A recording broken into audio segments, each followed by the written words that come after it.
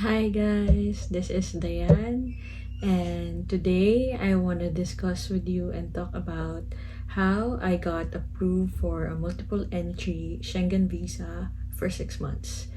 There has been a lot of questions when I posted a TikTok video regarding my Schengen visa application last February 2023, and today I want to share with you the step-by-step process, the requirements, and some tips that I experienced during my application.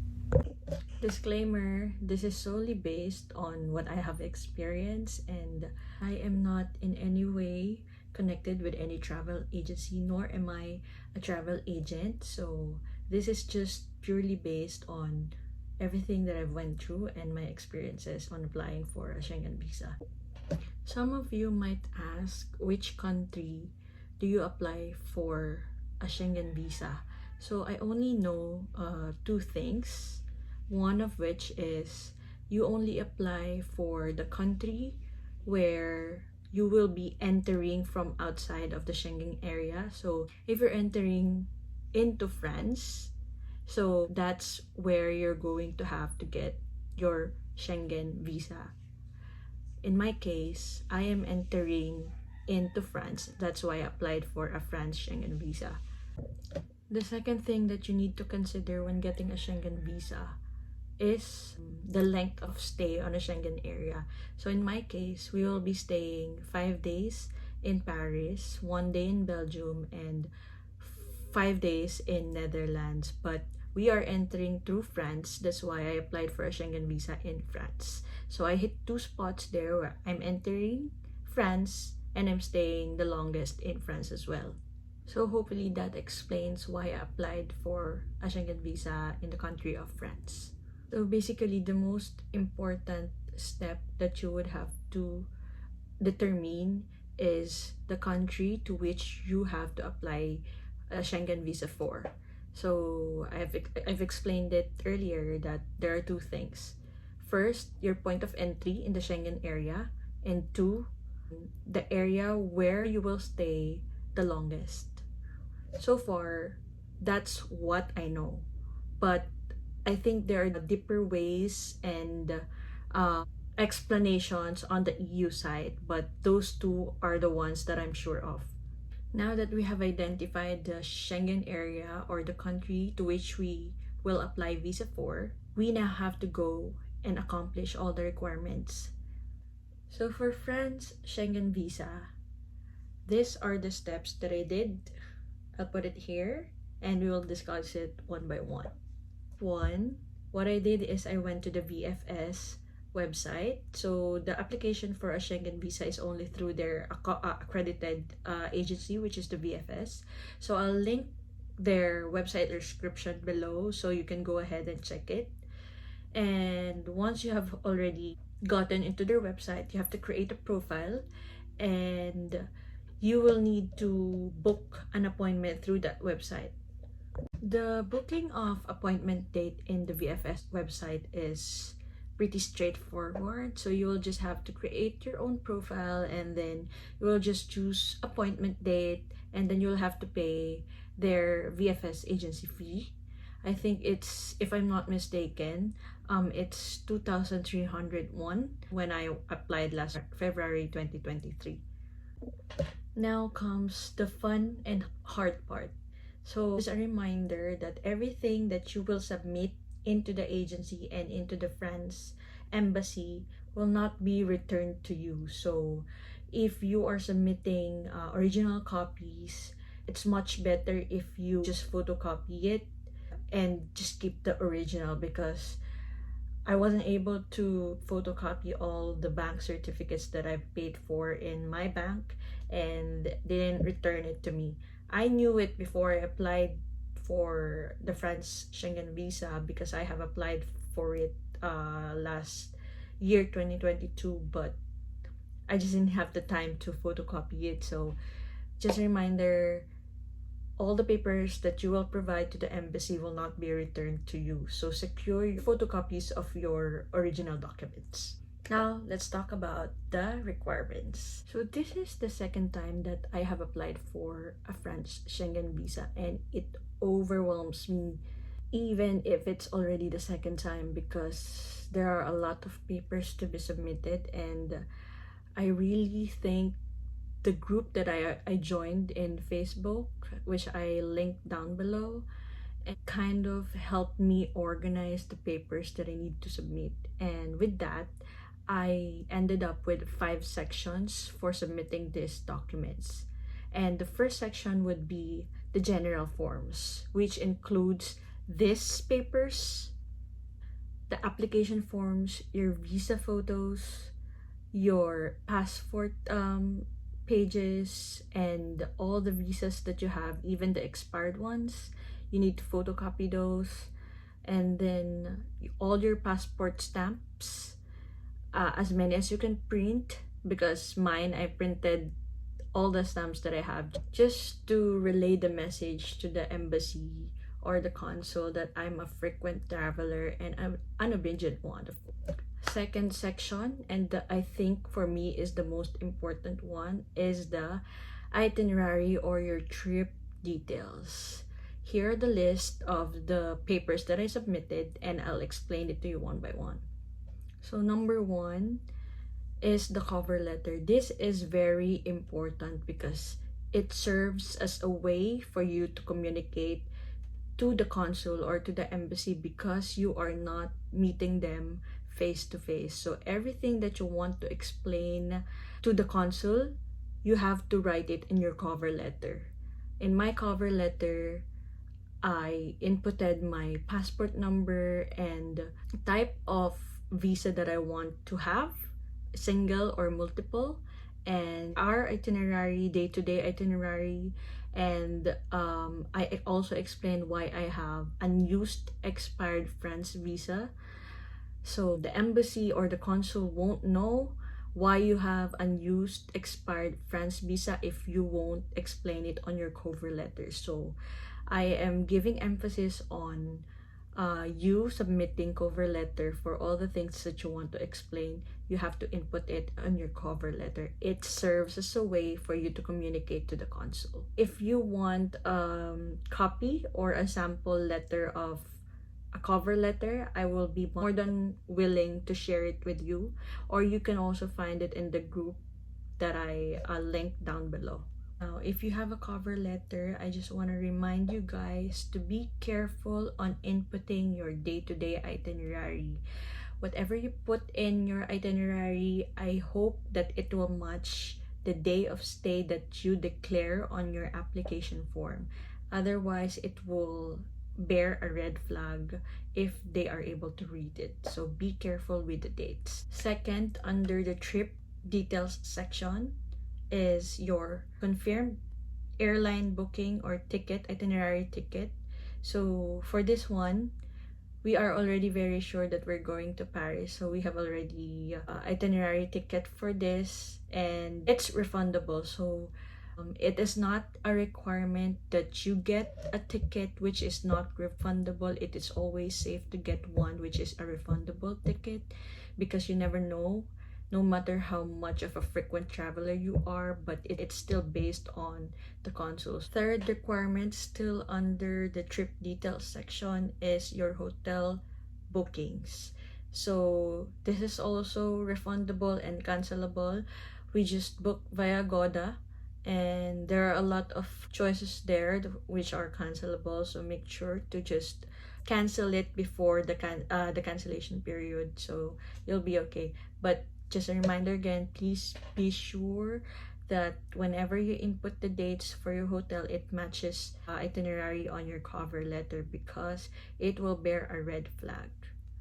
Last requirement under the trip details section is the insurance coverage. So for France visa applicants, they are requiring the applicants to present an insurance coverage for about 30,000 euros, including the one covering for COVID.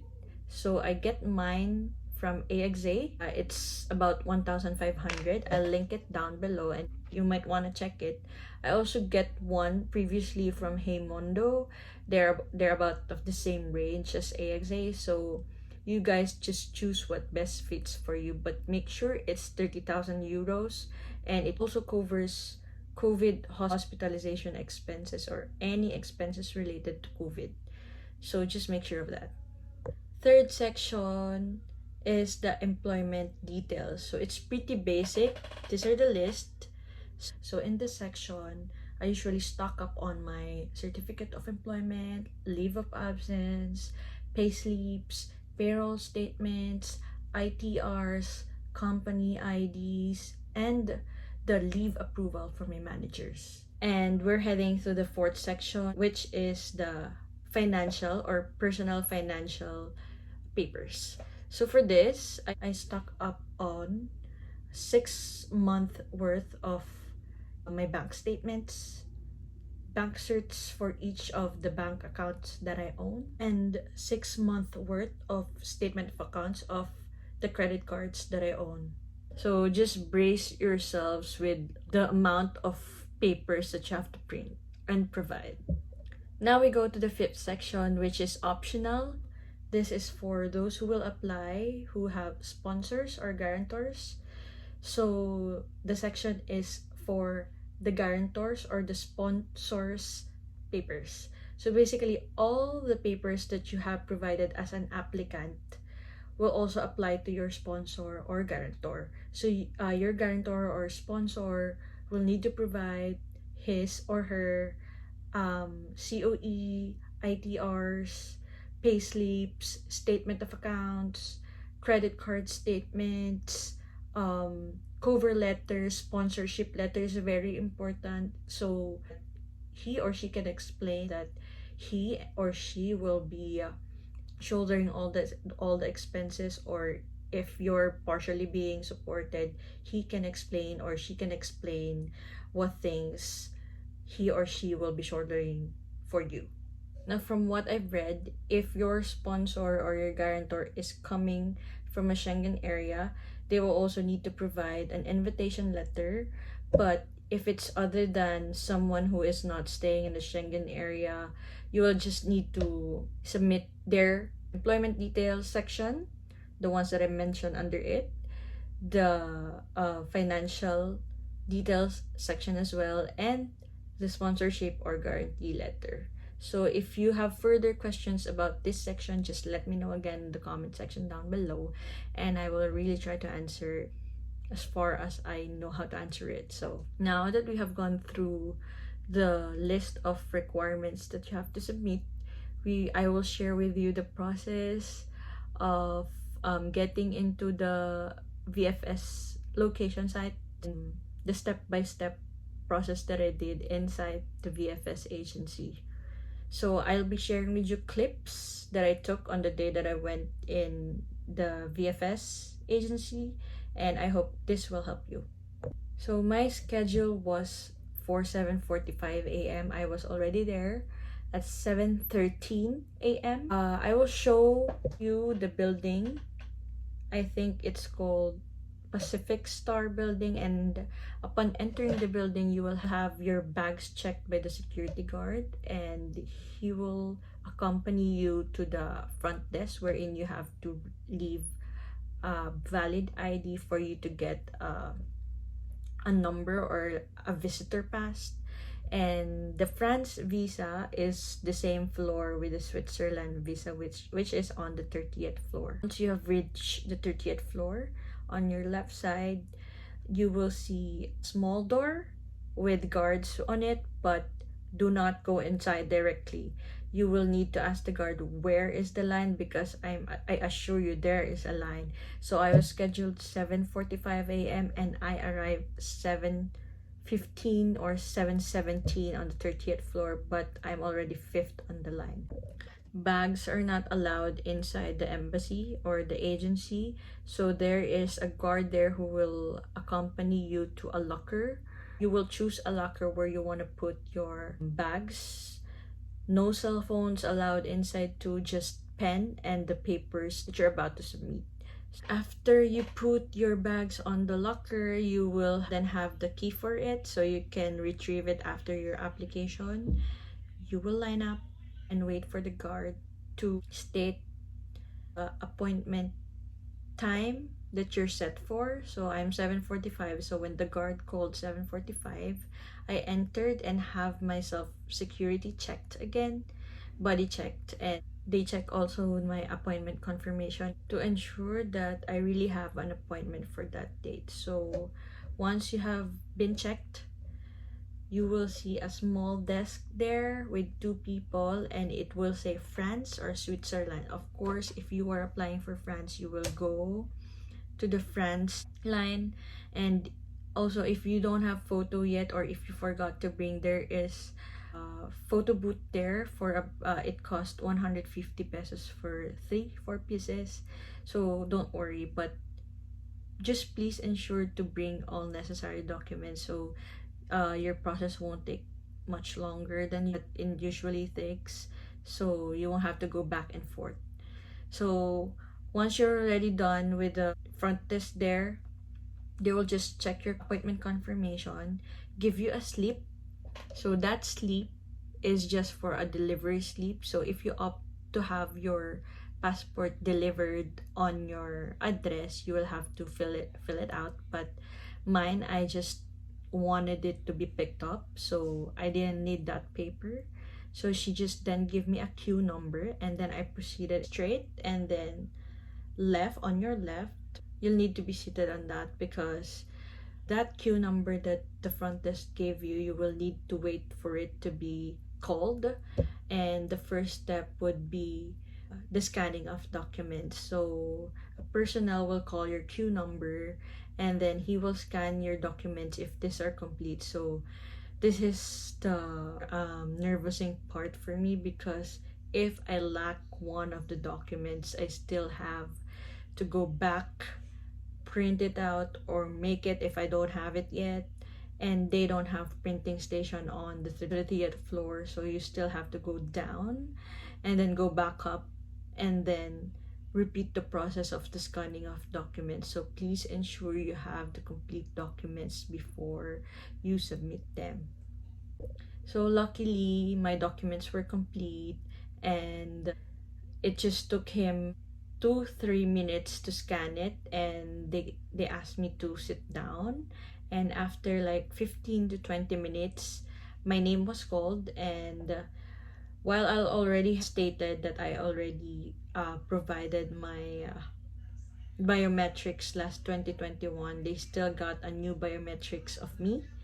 So they accompanied me in the premium lounge. Disclaimer, I did not pay for the premium lounge. I think it's just their way to make the process faster, because there is no one in the premium lounge, or if there's people there, it's like 2-3 people. So the biometrics room there is not heavily used. So they accompanied me there, and then they have me remove all earrings that I have, but they allowed my necklaces. And then they just took a photo of me, my fingerprints, and then they also have me checked the spelling and the correctness of my name and my birthdays. So after the biometrics, I proceeded to the rightmost part of the room, in front of the cashier, because this is the last part. So after the biometrics, you will have to pay for the visa fee. So it's 4,600 plus, if I'm not mistaken. I will have the update here if I am indeed mistaken. So after paying, the cashier will tell you that it's the last step of the process, and you can exit where you entered, and don't forget to retrieve your bags from the locker room. I opted to buy their SMS service fee, so they can update me on the status of my application. So upon submitting all the papers and paying, when I got home at 12 noon, they have already texted me that my visa application was already submitted to the France embassy just beside their building. And 4 days after that, they already texted me that my passport is ready for collection, but it does not secure you an update on whether it is approved or denied. So you will have to know it yourself. So I'm now done with my visa application. I was there at 7:45. Now I'm walking back to the car. It's already 9:30. And here's my outfit check. If you guys are looking for parking, meron dito sa may Tordesillas Street. Left lang kayo. It's 60 pesos. Pero meron din sa harap ng VFS. So you can just park there. I'm gonna share with you guys some clips when I collected my passport in VFS in Makati. So I applied for a visa on February 9 and I was able to collect it February 14. I am now getting my visa. They texted me already that it's ready for collection. So let's go.